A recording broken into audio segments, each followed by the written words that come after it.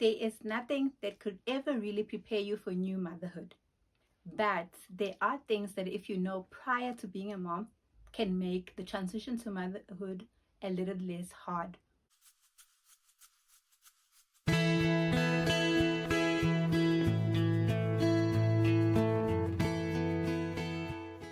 Hello guys, welcome back to my channel. My name is Busie Sholo and today I want to share 10 things that I wish I had known before becoming a mother. Let's get right into it. Number one, it's don't bounce back but bounce forward. Listen, the pressure I had to bounce back and get my body back after I had my daughter was a lot. And had I known that I just need to bounce forward, meaning I needed to embrace my new body, I needed to give myself time, especially in the first few weeks and months, to heal, pay attention to what my body needed, pay attention to practicing a little bit of self-care, just not rushing to say, when am I going to get my body back? You don't know how many times I stood in front of the mirror looking to say, this tummy is not shrinking, I'm not doing enough. Breastfeeding and trying to starve myself at the same time, those two combinations don't really work.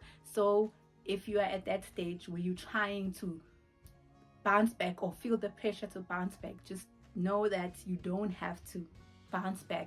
Somebody said there's really nothing to bounce back to. So embrace your new body and bounce forward. Number two, I wish I had known that I wasn't the only one facing certain challenges in motherhood. Honestly, I felt like I was the only one.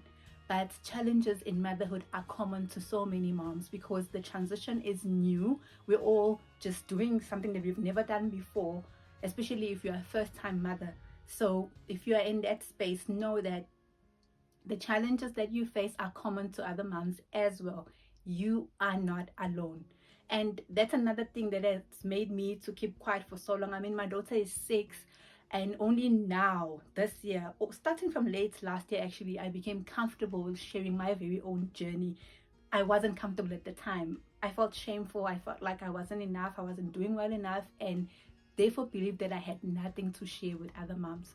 But do not keep quiet in sharing. Share your story, connect with other moms because they get you. They understand what you are going through. Number three, I wish someone had told me about just this notion of having a fantasy baby, a baby that I created in my own head. This is while I was pregnant now. And then in some way thinking that, okay, my daughter, when she's born, she's going to be like this. This is how she's going to behave. I get that because I didn't know what everything was going to be like. I was trying to imagine and filling the gaps and just answer the questions in my head. But it did get a little bit disappointing when I just give birth to my daughter. Number one, I thought she was going to look like me, but she doesn't look like me. She looks like, when you see her, it's like she's a replica of her dad. And there's so many other things when it comes to sleeping, thinking, no, I'm going to give birth to a child who just, you know, those people, they say that their kids don't cry a lot, their kids are so peaceful.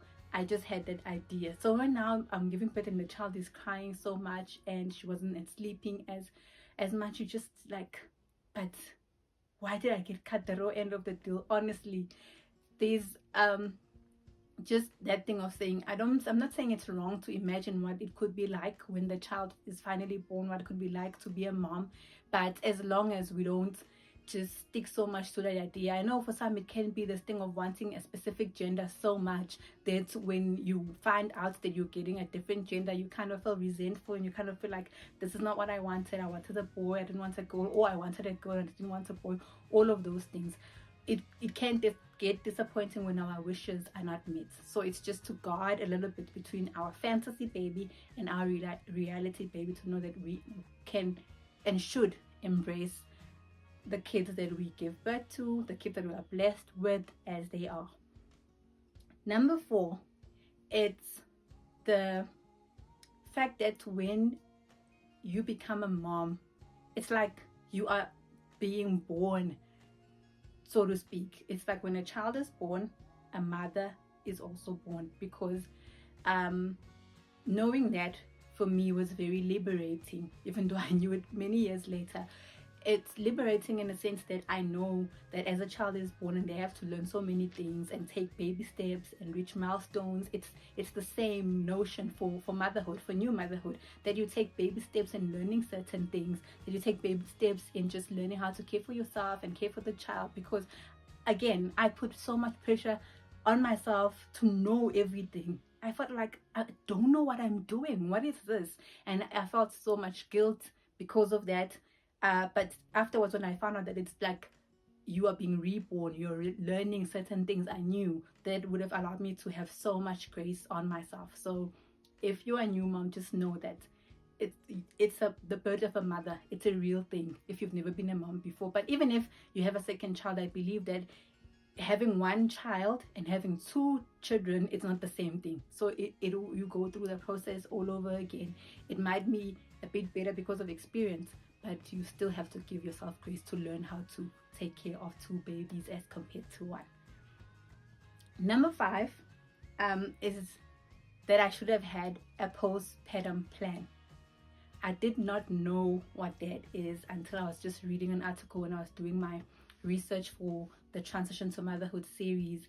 But practically postpartum plan is a plan that you have just to make sure that the first few weeks after giving birth are actually smooth. It's a plan that you have. Okay, what meals are we going to eat, or how are we going to eat, where are we going to get meals? It's a plan where you have to incorporate how do you get to care for yourself as a mom, just how are things going to function around the house while you come back with a new child.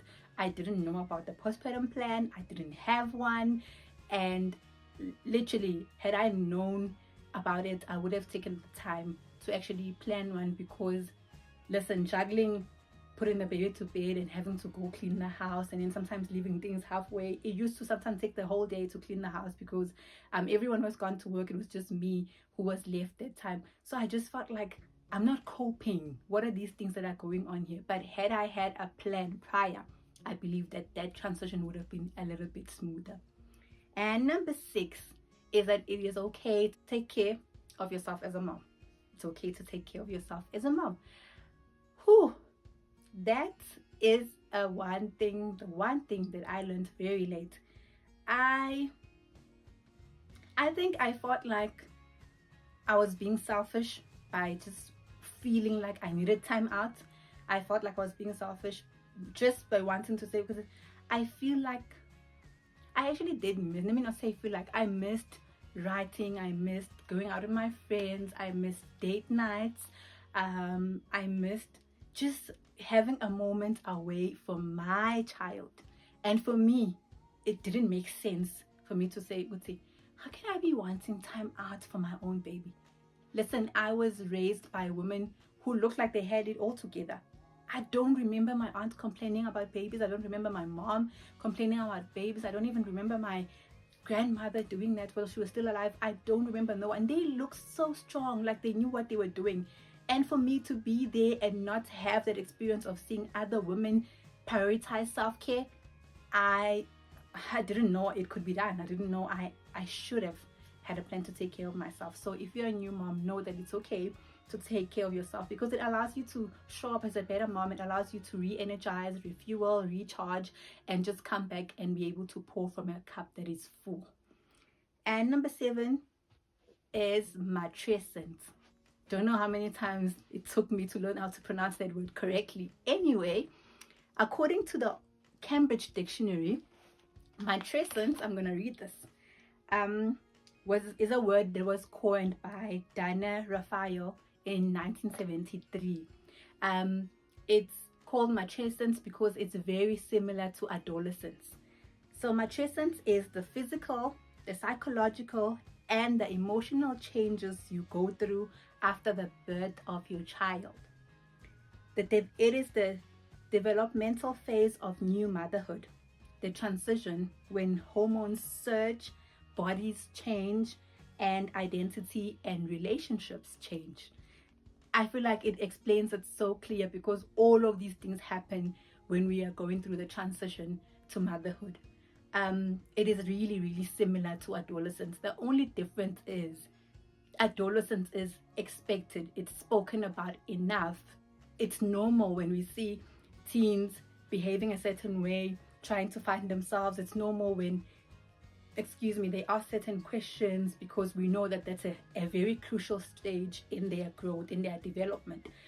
But with motherhood now, we don't talk as much about matricence, which makes it difficult, or rather I feel like it's foreign or wrong to have all these changes, hormonal changes, psychological, physical, emotional, when you are transitioning to motherhood. It actually starts from pregnancy as you prep, just post, it goes on and on.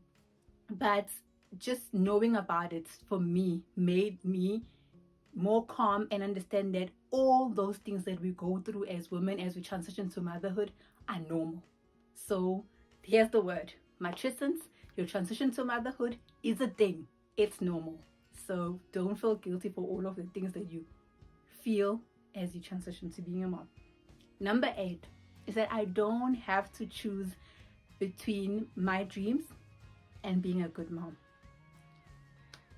Ooh, I had such a period of time where I felt like I was grieving my career, where I felt like I didn't know if I was ever going to go back and do or be able to pursue anything that actually made me feel like I was being successful or doing something meaningful or just being fulfilled. I had a period of time where I was just like, hello, who's this? I had my dreams and I had my goals, so what's going on?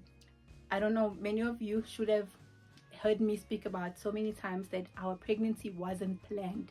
So there were plans prior for me to continue and do my honors and do all of those things, but at that time just there was a pause, and I just for some reason felt like, okay, I'm not good at this motherhood thing, because really it did feel like I wasn't doing anything good. But will I ever get to pursue my dreams ever again? But had I known that I don't have to choose, that God doesn't strip purpose and doesn't strip my dreams away from me the moment I become a mom, then I would have just continued to pursue my dreams little by little. I would have continued to read. I perhaps would have started a blog when my daughter was still a bit younger. But if you are in that stage where you feel like you are grieving your career or everything, no, just know there is a chance for you to pivot. There is a chance for you to later on pursue your dreams. It might not be something that you can do immediately after you give birth, but it's definitely not a sign or not a deal breaker to say that if you're a mom, then it's a cut or a pause or a cancellation of your dreams in total. So you can pursue your dreams and still be a good mom.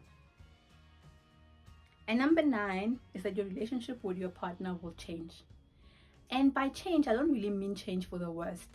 I just expected things to remain the same. But when I say change, I mean in terms of you now have limited time, you now have to adjust to becoming parents, you now have to give each other grace. I think that I did for a couple of months, if not more, just was feeling like everything was weird, because you're going from having time alone where you are at the center of attention. When my husband's coming, he's coming to see me, but now it's no longer about me, it's about like the child, and you're just like, what's going on, what's this thing? But it happens and it's allowed. As we transition as women into motherhood, dads also have their own transition into fatherhood, so it does affect the relationship. It's just that now we have to be more intentional about making sure that we have time out for ourselves, separate from our responsibilities as parents. So the relationships do change. It's just to embrace the relationship evolving, embrace the changes, and just make it work. And number 10 is that it takes a village to raise a child. I know with moving to the cities and staying away from our families, it's not really easy for us to get help. But if you can, from close friends, from relatives if you have them around, or from just getting helpers in the home to be able to help with the child, so that you can still get time to just pursue or cultivate rather your other identities. Because the moment you feel like all you do is just focus on your child, it's when you start feeling like, what's wrong with me? I'm not doing all the other things. And you can feel a bit depleted. So I can confidently say that you can't carry the burden of just raising a child or raising children alone. You do need support. You do need help, even if it's from people from outside, if you don't have an immediate family with you. So that's it, guys. Those are the 10 things that I wish I'd known before becoming a mom. There are many more, but these are the ones that I feel like they would have contributed to me being a better person and a better mom. So let me know in the comment section what you wish you could have known before becoming a mom. And do also check out my blog, where we're going to continue with this conversation about lessons we wish we had known in motherhood. Go to www.busiesholo.com. Alright guys, thank you so much for watching. See you again next Monday.